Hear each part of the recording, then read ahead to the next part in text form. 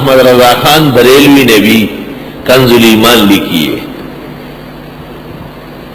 اور ان کے شاگرد خاص نعیم الدین مراد آبادی نے اس پر حاشیہ لکھا ہے خزائن العرفان کے نام سے۔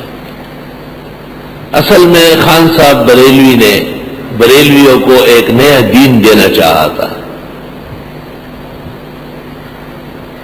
یہ ترجمہ اس نئے دین کے لیے ہے جس میں اللہ کے بجائے قبروں سے مانگنا ضروری ہو، اور تیجے و چیلم اور برسیاں ثواب کے کام ہوں، توحید سے ہٹ کر شرک اور سنت سے ہٹ کر بدعت ہے۔ اس کی بھرمار اگر دیکھنی ہو تو کنز الایمان ترجمہ اور اس کا حاشیہ خزائن العرفان۔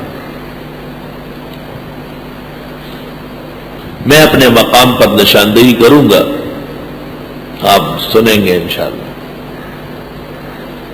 جب ہم کہیں گے کہ تفسیر بالرائے تو اس کے لیے تفہیم القرآن کافی ہے، اور جب ہم کہیں گے تفسیر اہل الباطل ملعان من شؤون الفساد تو اس کے لیے خان صاحب بریلوی کا ترجمہ کنز الایمان اور اس پر اس کے شاگرد خاص نعیم الدین مراد آبادی کے حواشی خزائن العرفان کافی ہو۔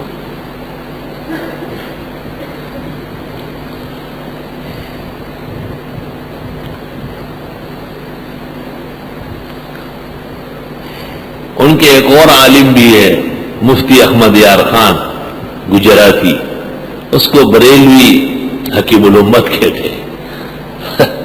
حکیم الامت اتنا قابل ہے کہ وہ مقیاس حنفیت میں لکھتے ہیں، ابن حجر مکی نے فتح الباری میں لکھا ہے عسقلانی اور مکی کے درمیان 200 سال کی مسافت ہے، اور مکی حیثمی مشکات کا شارح ہے اور عسقلانی بخاری کا شارح ہے، لیکن حکیم الامت بریلی والا یہ دونوں کو ایک کر سکتا ہے۔ اور اس نے ایک تفسیر لکھی ہے، اس کا نام ہے نور العرفان۔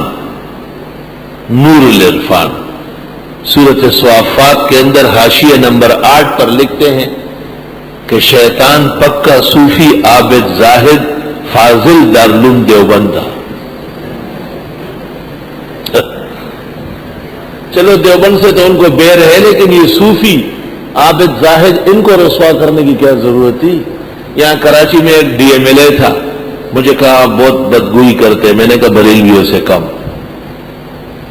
البادی و ازلم ظالم وہ ہے جو ہمارے بزرگوں کے خلاف باتیں کرتے، میں تو جواب دیتا ہوں۔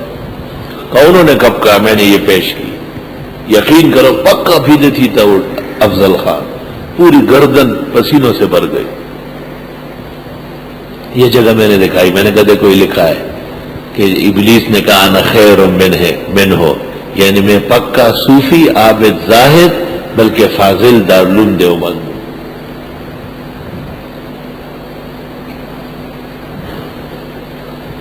احمد رضا خان بریلوی نے دور حدیث نہیں کیا ہے، مشکات تک کتابیں پڑھی، ذہین آدمی تھا، فتنے کے لیے ٹھیک صلاحیت تھی۔ یہ جتنے گمراہان ہیں ان میں ایک نے بھی دورہ نہیں کیا، مودودی صاحب نے بھی دور حدیث نہیں کیا، اور سر سید نے بھی متفرق کتابیں تو پڑھی، باقاعدہ دورہ نہیں کیا۔ خان صاحب بریلوی نے بھی دور حدیث نہیں کیا، مرزا غلام احمد قادیانی نے بھی دور حدیث نہیں کیا، خواجہ ڈاکٹر کمال نے بھی دور حدیث نہیں کیا، اور مولوی محمد علی لاہوری مرزائی اس نے بھی دور حدیث نہیں کیا۔ دور حدیث ایک ڈھکن ہے، عقائد و اعمال کے لیے سرپوش ہے، ڈھکن ہے، طالب میں کنٹرول آ جاتا ہے، اس کو پورا پتہ چل جاتا ہے۔ اللہ کے فضل سے سال بھر استاذوں سے حدیثیں اور ان کی تحقیقات سن کر کے حق و باطل کے بارے میں مطمئن ہو جاتا ہے۔ یاد رکھ، آسان کام نہیں، خاص اللہ کا فضل ہے جو دورہ کر چکے ہیں۔